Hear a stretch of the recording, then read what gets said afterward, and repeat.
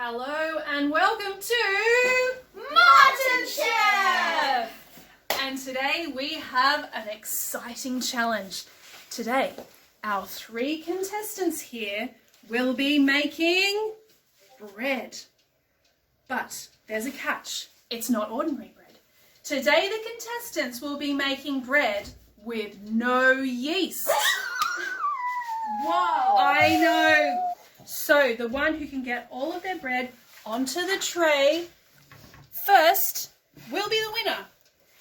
Now let me give you the instructions. So each of you has half a cup of flour ready to go, about a half a teaspoon of salt ready to go, and I've given you this water. You only need one spoonful.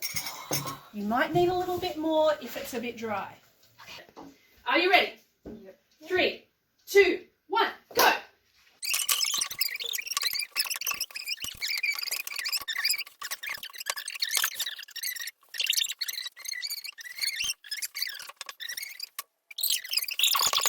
Give it a nice press. Oh no, Aiden's going to catch back up.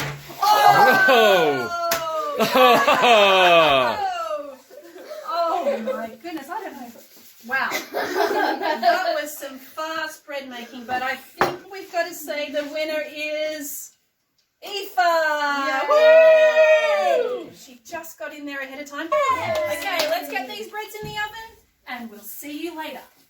Okay, so the bread is out of the oven and it's ready to eat. So now it's the all-important taste test.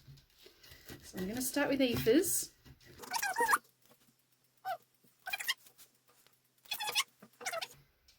Okay, let's try Aiden's.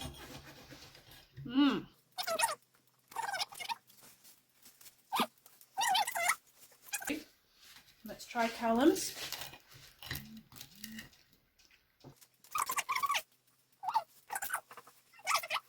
Well, I think we can say that bread without yeast is a bit different, but gee, it tastes really good, especially fresh out of the oven. This actually wasn't just me making up the recipe. This is actually based on a true story from the Bible. Anyone know the name of the event where this bread comes from? Passover. The Passover, that's right. And it's called the Passover because it was when God rescued his people in Egypt by passing over their houses when it was the very last terrible thing that happened to the Egyptians, which was when the firstborn sons were killed. But God had told his people to make a meal that they could eat really quickly. So he said, make bread without yeast because you've got to be ready to go, and also cook a lamb.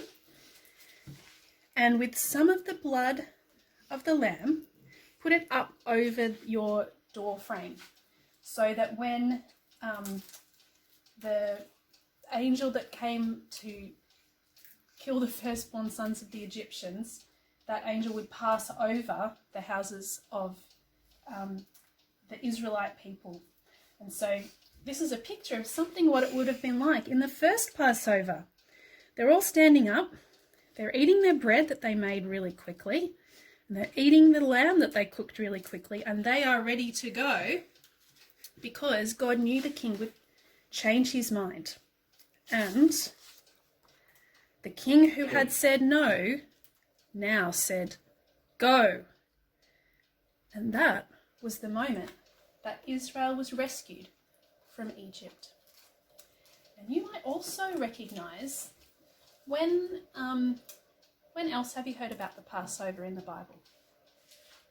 Anybody know? Oh yeah, when in the gospel, when Jesus was about to die, they had a Passover there.